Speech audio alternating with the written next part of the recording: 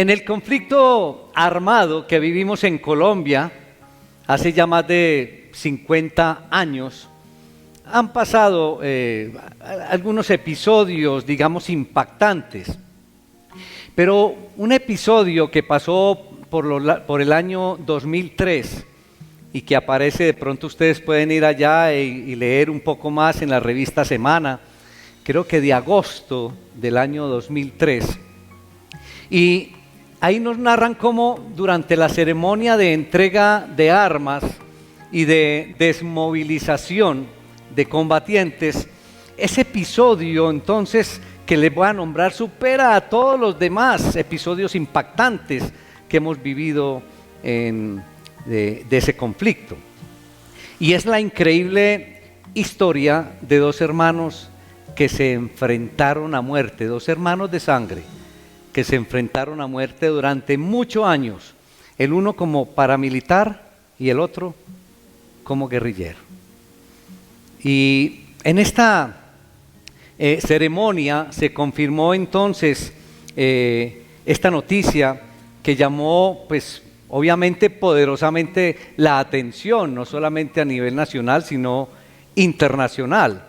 Dos hermanos que habían abandonado la casa paterna desde muy jóvenes y habían, es decir, se habían distanciado entre ellos, no se hablaban, no se comunicaban por obvias razones, habían tomado entonces caminos diferentes.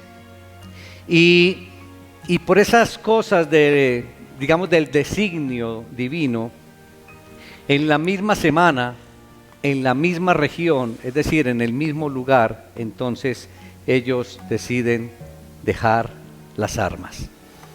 Entonces recordemos que el uno combatía por la extrema izquierda y el otro por la extrema derecha. Entonces, lo que podemos ver es que ellos, los dos, participaron a muerte, hermanos, en combates a muerte, el uno contra otro, sin saber entonces que el hermano de sangre estaba en el otro grupo al que estaba combatiendo. Y al encontrarse entonces en este evento, obviamente vinieron las manifestaciones de amor, las manifestaciones de cariño del uno al otro.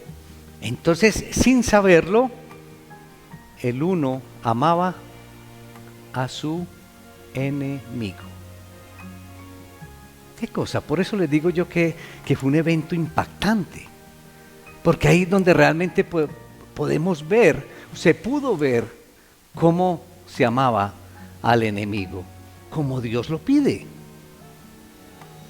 Pero mirando esta noticia, recordando esta noticia, ¿cuántos de nosotros empezamos a combatir en bandos diferentes con personas que amamos? ¿Cuántos de nosotros empezamos a combatir en bandos diferentes con amigos, con compañeros, con vecinos? De la misma forma en que estos dos hermanos, nosotros en nuestro diario vivir, vamos formando grupos diferentes con personas que realmente amamos. Nos enemistamos con una facilidad, hermanitos del alma. Yo sé, y puedo estar casi seguro que todos nosotros que estamos aquí reunidos, de alguna manera nos hemos enemistado en algún momento con alguien. Y solamente piensa algo, piensa la razón por la cual te has enemistado con alguien, con un familiar o con un amigo. Piensa la razón, porque yo sé que muchos de nosotros nos hemos enemistado, hemos tenido diferencias con uno o con muchos, pero piensa las razones o la razón. Y la mayoría de las ocasiones es por razones insignificantes.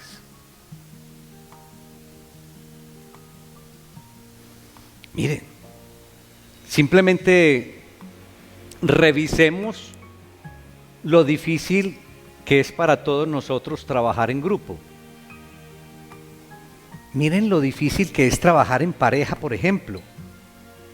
Se inicia con mucha alegría, se inicia el trabajo en pareja con mucho entusiasmo y después ¿cómo termina? En enemistad. Y si no, fijémonos qué pasa con el matrimonio. ¿Qué pasa con los noviazgos? Es que de verdad que se nos dificulta trabajar en pareja, trabajar en grupo. Cuando estamos en pareja, de pronto a uno no le gusta como el otro ordena, como el otro manda, y de pronto hasta los dos son bien incumplidos y bien impuntuales, y dejan todo empezado, ¿sí? No trabajan, no terminan los trabajos, y termina el uno al otro diciéndoles que tú eres un irresponsable, tú eres un tonto o una tonta, no sabes hacer las cosas, siempre culpando el uno, culpando al otro. Tremendo. Y cuando uno llega a conocer o cuando se conoce una persona a fondo, es decir, cuando uno empieza a conocer bien a otra persona, entonces los conflictos como que son inevitables. Es posible que hayas tenido diferencias o conflictos con otras personas y quizás en este momento puedas estar en medio de una diferencia. En este momento es posible que puedas estar en medio de un altercado, de un conflicto con alguien. Vuelvo y repito, con un familiar, con un amigo, con un compañero, con un vecino. Es posible que tú en este momento estés pasando por una experiencia como la que estamos nombrando. Pero ¿qué nos enseñó Jesús? ¿Qué nos ha enseñado Jesús? Que debemos amarnos los unos a los otros. Esa es la enseñanza. Ahora, esto debe ser un acto totalmente consciente.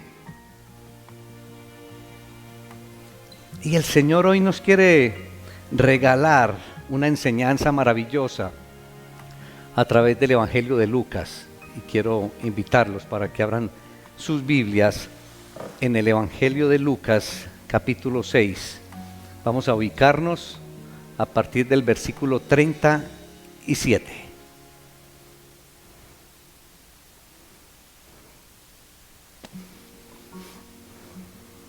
Lucas capítulo 6, versículo 37.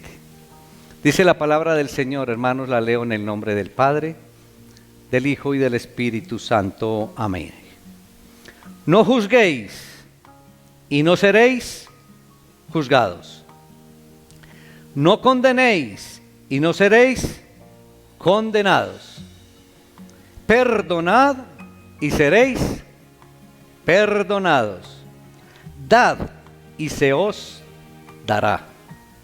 Medida buena, apretada, remecida y rebosando, darán en vuestro regazo. Porque con la misma medida con que medís, os volverán a medir. Versículo 39, y les decía una parábola. ¿Acaso puede un ciego guiar a otro ciego? ¿No caerán ambos en el hoyo? El discípulo no es superior a su maestro, mas todo el que fuere perfeccionado será como su maestro. Versículo 41. ¿Por qué miras la paja que está en el ojo de tu hermano y no echas de ver la viga que está en tu propio ojo?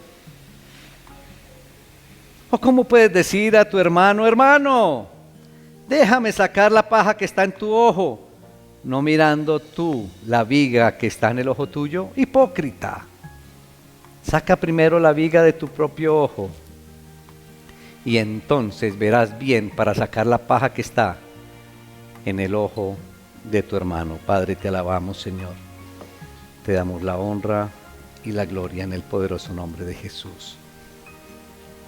Te damos gracias, Padre, por este privilegio que nos das en el día de hoy de estar aquí en tu casa de oración. Te pido una bendición especial para los hermanos, Señor, que se han dispuesto a estar aquí presentes en tu casa de oración. De igual manera, a los hermanos que por otra vía, por otro canal, Señor, están aquí pendientes, conectaditos con tu palabra. Bendícelos, Señor. te pedimos muy especialmente, Señor, que sea tu Espíritu Santo ministrando en esta linda mañana. Que sea tu Espíritu Santo, Señor, con nosotros, para que podamos recibir e interiorizar, Señor, tu enseñanza, tu palabra. Que podamos vivirla con gozo, Señor. Que seamos conscientes, Señor, de tu voluntad, de lo que nos pides y de lo que te agrada. En Cristo Jesús. Amén. Entonces podríamos decir en una enseñanza como hoy que lo que damos, eso es lo que recibiremos. Lo que damos es lo que recibiremos. Aunque Jesús, vemos aquí a Jesús dando instrucciones a sus apóstoles, Jesús también estaba dando instrucciones a la multitud. Ahí podemos ver en los versículos antes que le estaba dando instrucciones a la multitud que había llegado donde él, obviamente para escucharlo, para entregarle todas sus necesidades, pero también por la fama que estaba obteniendo Jesús.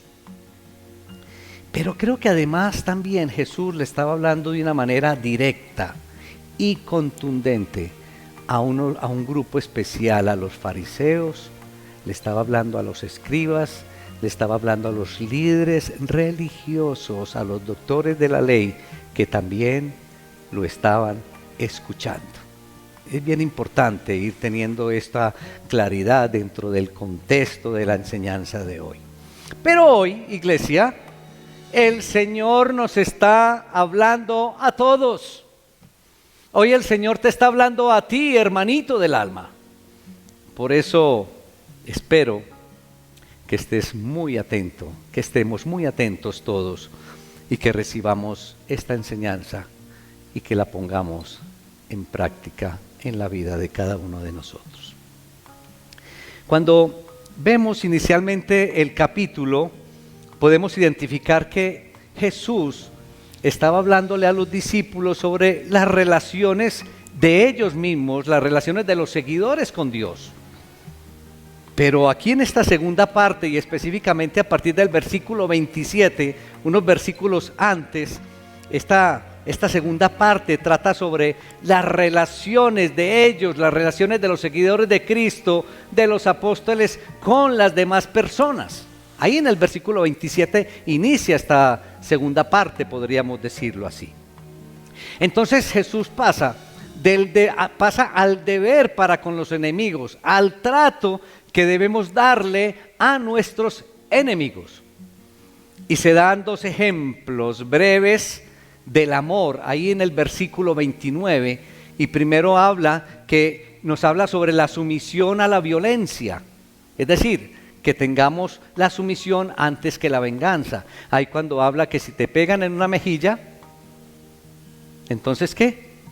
Que coloque la otra. Y pueden ver ahí en el versículo 29, pero también dice que nos habla sobre, o nos anima a la disposición de dar al que te quite el manto y que aún le des un poco más de lo que te está pidiendo. Ahí ustedes pueden en sus casitas, pueden ahí deleitarse sobre todo este entorno, sobre todo este contexto anterior a la porción de la palabra. Entonces Jesús lo que le estaba enseñando a sus discípulos es que ellos debían estar dispuestos a dar, a compartir todas sus posesiones con generosidad.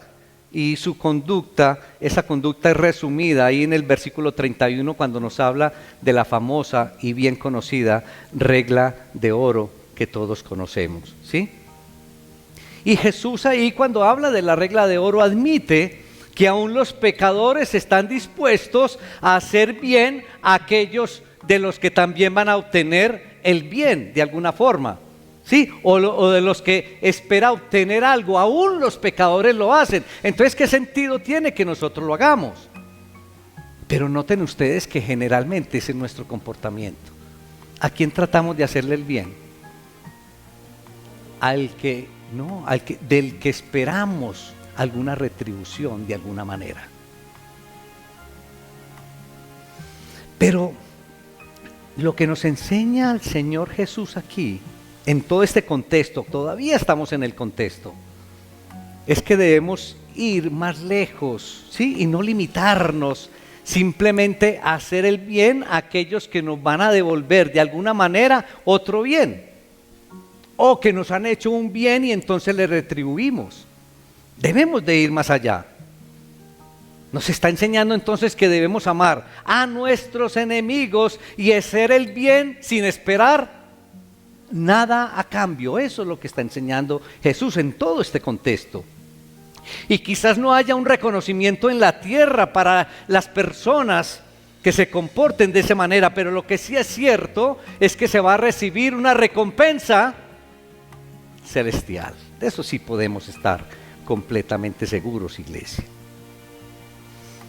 Pero hay algo hermoso en los versículos 35 y 36.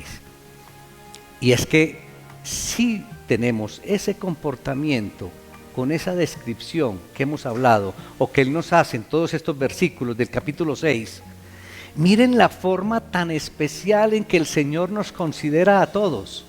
Versículo 35, ¿cómo nos considera? Alguien que me ayude. A ver, para que estemos bien ubicaditos en el contexto. Versículo 35, ¿cómo? Sí, pero ¿cómo nos considera el Señor? Si tenemos, ¿cómo qué? ¿Cómo qué? Como sus verdaderos hijos. ¿No les parece eso espectacular? Que si tenemos un comportamiento de tal manera nos considera sus verdaderos hijos. Tremendo eso. Es que no es de cualquier manera. Nos considera sus verdaderos hijos porque estamos imitando la misericordiosa naturaleza divina. Porque nos estamos comportando con la misericordia que el Señor nos ha dado. Y por eso rematan en versículo 36. Sean misericordiosos como también vuestro Padre es misericordioso. Tremendo. Ese contexto es hermoso. Y ahora sí, entonces nos adentramos ya a la porción de la palabra a partir del versículo 37. Y entonces, prácticamente a partir del versículo 37 lo que nos indica el Señor es que cuál será la retribución si nuestro comportamiento es como tal, como lo que acabamos de describir. Entonces, la persona que ama recibirá el mismo amor. Es lo que empieza a decirnos. Y lo importante es que no solamente es aquí que recibirá amor, aquí en este paso temporal, sino también y aún más de parte de Dios. Eso es lo más importante. La persona entonces que no juzga no será juzgada por Dios. Y la persona que da generosamente entonces va a recibir ¿de qué manera? También generosamente, pero es que también nos lo describe de una manera tal que nos dice, el Señor es maravilloso en la forma como describe algunas situaciones. El que da generosamente va a recibir de tal manera que hágase de cuenta que es en un recipiente, pero que eso se va ¿a qué? A desbordar. Eso es, cuando uno lee eso, hermanos, eso es maravilloso, la forma en que se expresa el Señor. En una forma a veces exagerada para que nosotros entendamos de qué manera vamos a recibir las cosas. Tremendo.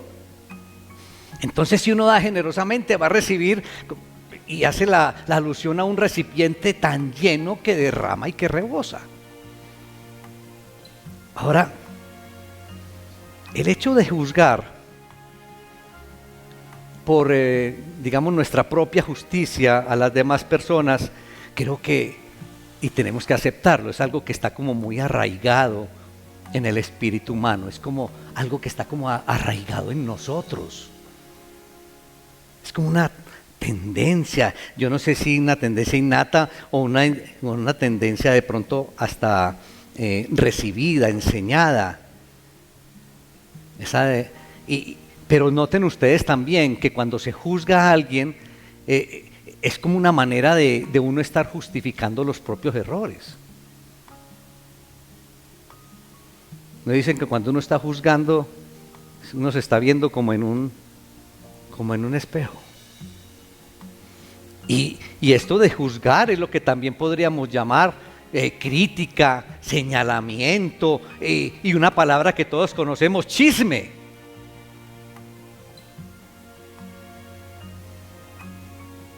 Y creo que además de arraigado, también hay como cierto placer en nosotros de juzgar, de hablar y de criticar.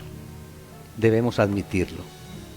Como que hay cierto, como que le encontramos cierto gusto a eso. Y por eso en muchas ocasiones cuando llegan a hablarnos, en lugar de decir a la persona, no, un momento, nos encanta que nos sigan hablando, en lugar de ubicar a la persona. Y como que de niños, como que tomamos ciertas influencias de la familia y ya cuando estamos adultos como que se repite esta actitud para con los demás. Entonces estamos hablando que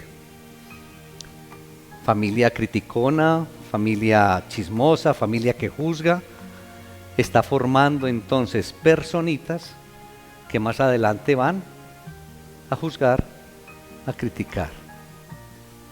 Es una realidad que debemos aceptar y es una enseñanza que debemos entonces aplicar a nuestras vidas para que no pase en nuestros hogares. Y por lo general el que juzga y critica a los demás como que tiene, digamos, como un mayor concepto de sí del que debe tener. O sea que estamos hablando de una persona orgullosa, ¿sí? Es como que el juzgar y el criticar es más propenso en las personas orgullosas que piensan estar por encima de otros o que piensan de pronto que tienen mayores privilegios que otras personas o que son más especiales que otros. Y algo debemos tener en cuenta, hermanos, y es que la justicia y la valoración de las actitudes humanas, la justicia y valoración de las actitudes de las demás personas no nos corresponde a nosotros, le corresponde a Dios y solamente a Él, ante quien vamos a tener que dar razón de nosotros mismos, pero solamente a Él le compete, hermanos, valorar las actitudes y los comportamientos de las demás.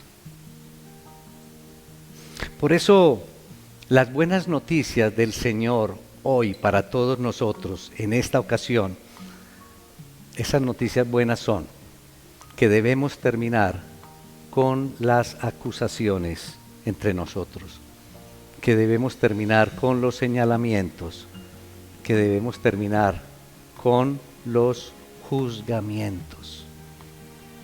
Eso es lo que nos está pidiendo el Señor, o una de las cosas que nos está pidiendo el Señor en esta mañana. Ahora, estas reglas que estamos recibiendo hoy, enunciadas, Señor, por Dios, pero a través de la persona de Jesús, porque Jesús es el que está hablando ahí. Noten ustedes que ya existía en la ley, ya existía en el Antiguo Testamento. Todo esto de amar con todas las fuerzas a Dios y amar al prójimo, todo eso existía desde el espíritu de la ley misma. O sea que esto no es nuevo. Debemos entonces tener en cuenta los siguientes conceptos, hermanos. No debemos juzgar para no ser juzgados. ¿Correcto?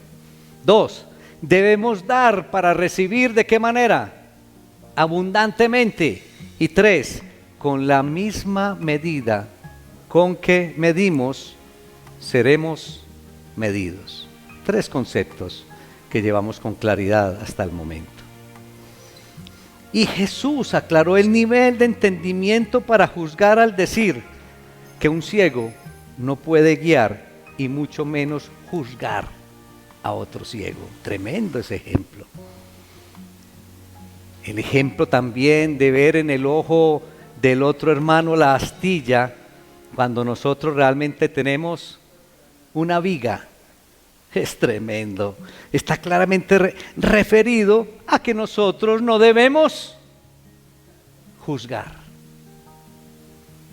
Es hermoso esas exageraciones que hace el Señor para entregarnos unas enseñanzas hermosas. Y miren, esos grupos de la época de Jesús que estamos hablando, los fariseos y los líderes religiosos, los doctores de la ley, vivían juzgando a los demás. Es bien particular esto para tenerlo en cuenta. Y juzgaban al gobierno y juzgaban a otros grupos como los saduceos y juzgaban a los colegas, a los samaritanos, juzgaban a los romanos también. Pero también estaban enfocados en juzgar a alguien muy particular y bien especial que los conocía a ellos muy bien y al cual no podían juzgar. ¿Estamos hablando de quién? De Jesús. Estaban totalmente enfocados en juzgar, en criticar, en señalar y en perseguir a Jesús.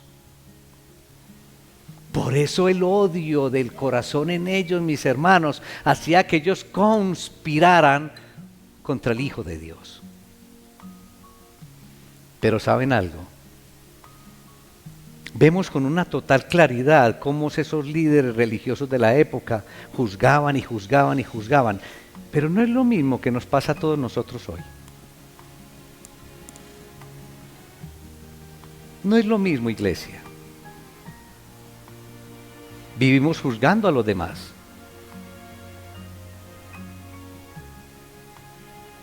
Y hay algo bien particular, y es que las personas que tienen odio en el corazón reflejan ese odio especialmente en las personas que los rodean, en las personas con las que se relacionan. Y muchos de ellos hasta tienen tanto odio en su corazón que llegan a odiarse en ellos mismos. Llegan a juzgarse y a condenar hasta el mismo momento en que nacieron, a maldecir el día en que nacieron, como lo hizo el mismo Job, ¿recuerdan?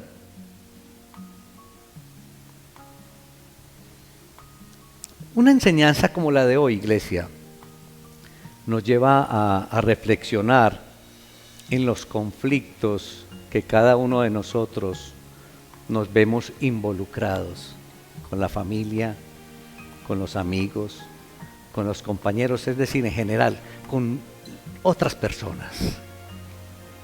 Conflictos generados por nuestra misma tendencia a juzgar, a criticar y a señalar, como lo acabamos de describir. Pero hay algo. Cuando tú tienes una diferencia con otra persona, cuando tú tienes una diferencia, un conflicto con otra persona, tienes dos alternativas. Y solamente dos. La primera, resolver el conflicto. ¿Sí? Y la segunda, entonces, dar por terminada la relación, bien sea con la familia, con el amigo o el compañero. Es decir, o solucionas el problema o simplemente te distancias y rompes la relación. Yo no veo ninguna otra alternativa. ¿Es así o no, iglesia? O arreglas o se termina de dañar. Pero yo te invito, ¿de qué manera has solucionado tú satisfactoriamente alguna dificultad con alguien? ¿Alguna diferencia con alguien? ¿De qué manera, digamos, la resolviste positivamente, satisfactoriamente? Ahora, ¿para qué? Para que lo vuelvas a hacer de igual manera. Porque si te funcionó y te dio buen resultado, entonces, claro, tenlo en cuenta para cuando tengas otra diferencia con una persona. Pero de igual manera, también reflexiona ahí. ¿Cuántas ocasiones o de qué manera has tratado de solucionar una diferencia con alguien y no te salió, digamos, satisfactoriamente ese intento? ¿Eso para qué? Para no repetir o para corregir la manera en que lo hiciste.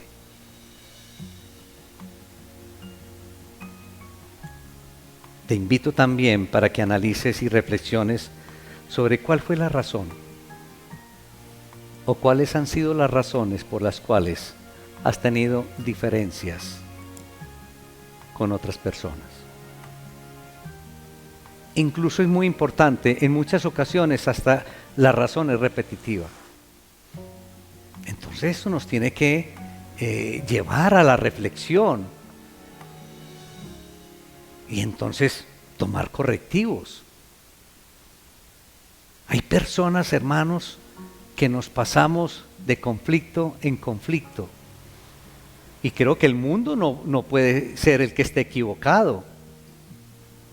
Si hay unas personas entonces que van de relación rota en relación rota, de conflicto en conflicto, de diferencia en diferencia, algo está pasando con esa persona. Y ahí es donde tenemos que entrar a reflexionar. ¿Qué pasa? Y tomar decisiones y hacer cambios. Y vuelvo y repito, no puede ser entonces que el mundo entero esté equivocado. Ahora la pregunta, ¿te gustaría no tener enemistades?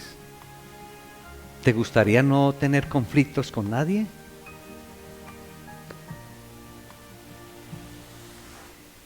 Y yo creo que debe ser la meta de todos, creo que es la meta de todos. Vivir en armonía con todas las personas, creo que debe ser la meta de todos nosotros. Pero hermanos, el Señor tiene unas magníficas palabras, unas palabras de sabiduría para resolver, resolver no, para evitar más bien problemas entre personas. Y es que debemos tener en cuenta de tratar a la otra persona de la manera en que quisiéramos que nos trataran a nosotros. Eso es una regla maravillosa. Con razón la llaman la regla de oro. Entonces, porque miren lo que pasa, llevando esto a la práctica. Si estás enojado con tu amigo, ¿cuál es la respuesta de tu amigo? ¿Ah? Si estás enojado con tu amigo está enojado contigo. Esa es la realidad. Si tratas bien a tu amigo, lo más probable es que él te trate bien. Y eso es lo que nos está enseñando el Señor aquí, a lo que nos está invitando. Entonces la meta debe ser tratarse el uno al otro del modo como cada uno quiere ser tratado. Hermoso eso. Ahora, yo quiero que hablemos de algunas ideas. Dije, pero ¿cómo hacer todo eso? Usted nos habla que qué bueno no tener conflictos, qué bueno no tener diferencias, qué bueno no tener, relaciones rotas con otras personas. Voy a hablar de algunas ideas, pero qué bueno que ustedes reflexionen también en sus casitas, pero además con mayor profundidad, porque ustedes se conocen bien, cuál ha sido su problema, de pronto algunas veces repetitivo, y entonces tomen decisiones de acuerdo a lo que nos pide el Señor en una porción de la palabra como la de hoy. Pero vamos a hablar de 3 o 4 ideas que nos van a ayudar para evitar diferencias y conflictos. La primera, piensa antes de abrir la boca. A veces somos tan ligeros para dar conceptos, para dar opiniones y nos vemos metidos en grandes problemas por no pensar antes de hablar. Vamos lanzando y resulta que lanzamos unas ofensas tremendas, hermanos. Yo recuerdo alguna familia que en alguna ocasión tenía este estilo de lanzar eso y ellos con orgullo decían, no, es que somos muy sinceros. Pero tenían conflictos con todas las personas. Y creo que tenemos que elegir las palabras apropiadas cuando estemos hablando con otras personas. Pesa tus palabras, hermanito del alma, pésalas. Algunas son de gran peso y pésalas antes de decirlas, pero determina también si lo que tú expresas va a ayudar a resolver el problema. Entonces, la primera idea es pensar antes de abrir la boca. Claro que queda más bonito pensar. Claro que me gusta más porque se recuerda más la otra. Pensar antes de abrir la boca. Como dicen otros, en boca cerrada no entran moscas. Muy bien. 2. Estudia los puntos de vista de la otra persona. Como uno dice, ponte en tus zapatos. Ponte en el lugar de la otra persona. Piensa en cómo se siente esa otra persona antes de que estés pensando cómo me siento yo, que ese es uno de los problemas que generalmente cometemos, de los errores. Porque me intereso es por mí, cómo me siento yo, pero nunca pensamos cómo se siente la otra persona con ese tema, con esa situación. Entonces, piensa antes de abrir la boca. 2, estudia los puntos de vista de la otra persona. 3, no te des por vencido. Insiste. Miren, iglesia, la familia, las amistades, los compañeros no existen para ser descartados. Por eso sigan hablando, sigan insistiendo hasta que la situación se haya resuelto. Abran el corazón. Amen al enemigo, como dice el Señor. Porque a veces esas personas las llegamos a considerar nuestros enemigos, cuando en el fondo las amamos, cuando en el fondo están en el corazón de cada uno de nosotros. Pensar antes de hablar. Estudiar el punto de vista del otro y no darnos por vencidos, es decir, insistir hasta que haya esa reconciliación. Pero ¿saben una cosa? Y dejé para último, quizás la más importante: perdonar. No se te olvide un corazón perdonador, un espíritu perdonador. Y cuando tú perdones, como Dios te ha perdonado a ti, puedes superar los conflictos con el familiar, con tu amigo, con tu compañero, por más grandes que sean. Donde haya perdón, siempre habrá reconciliación. No se te olvide eso. Entonces, cuando uno mira todo esto, hermanos, las leyes del reino de Dios te van a liberar de muchas cosas. Las leyes del reino de Dios te liberan de esa pesada carga del odio que llevamos muchos de nosotros en nuestros corazones. Las leyes del reino de Dios te liberan del juzgar a los demás, de criticar a los demás, de entrar en conflicto con los demás. Pero también te libera a ti mismo de ti mismo. A veces nuestro mayor conflicto es con nosotros mismos. Pero, ¿y cuándo sentimos esa liberación de nosotros mismos, con nosotros mismos? Cuando viene Cristo a nuestra vida, cuando empieza a vivir Cristo en nuestra vida por la fe.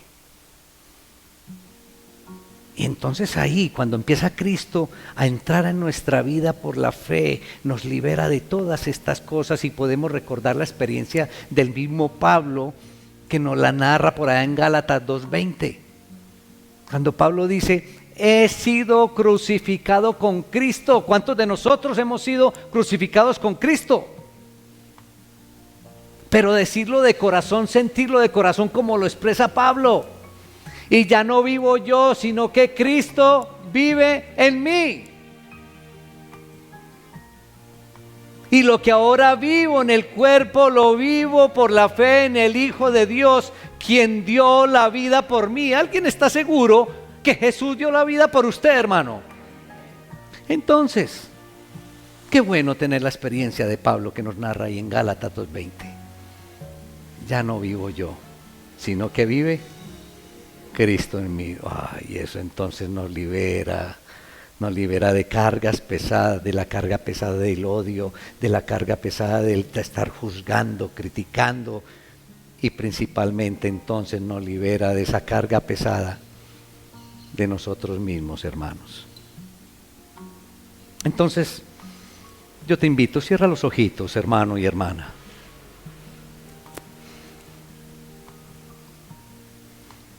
Es posible que tú estés pasando por un conflicto con otra persona o con otras personas. Es un momento de reflexión muy especial, no lo dejes pasar.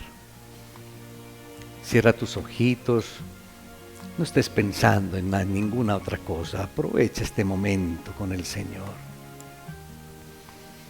¿Cuál es esa persona o esas personas con las que tú tienes conflicto o diferencias en este momento? Y que necesitas darle solución, que necesitas resolver.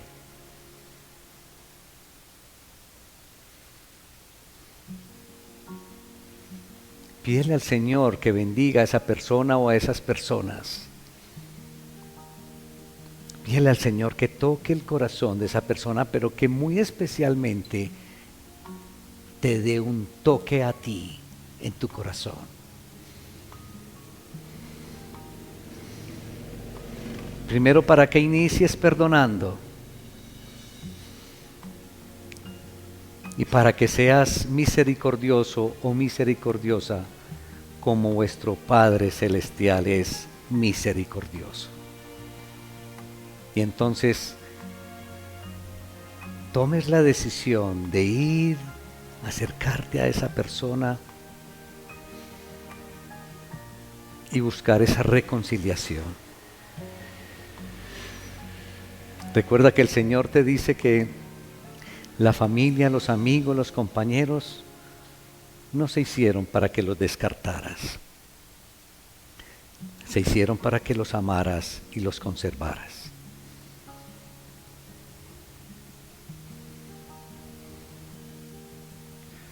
Pídele al Señor entonces que te muestre el paso a seguir. Que te muestre el paso que debes tomar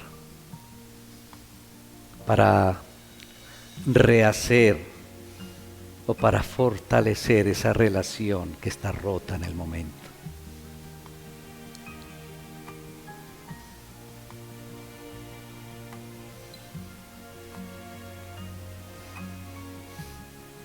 Siente, hermanito del alma, esa paz que te da esta comunión con el Señor a través del Hijo y con el poder del Espíritu Santo.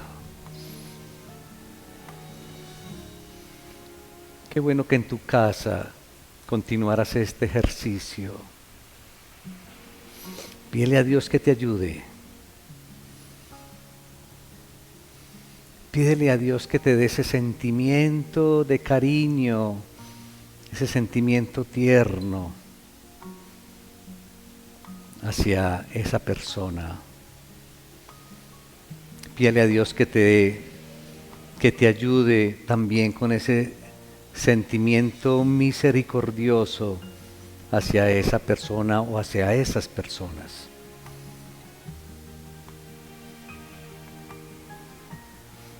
Pídele también al Señor, hermanito del alma, que te ayude a no rendirte ante la primera negativa o inconveniente en esa reconciliación. Insiste, ora, pídele al Señor que te acompañe y no desistas. Recuerda que el Señor te está diciendo hoy que la familia, los amigos y los compañeros no están ahí a tu alrededor para que los descartes. Están ahí para que los ames y para que tengas la misma misericordia que el Señor ha tenido contigo. Padre, te alabamos, Señor. Te damos toda honra y toda la gloria, Señor, en el poderoso nombre de Cristo Jesús.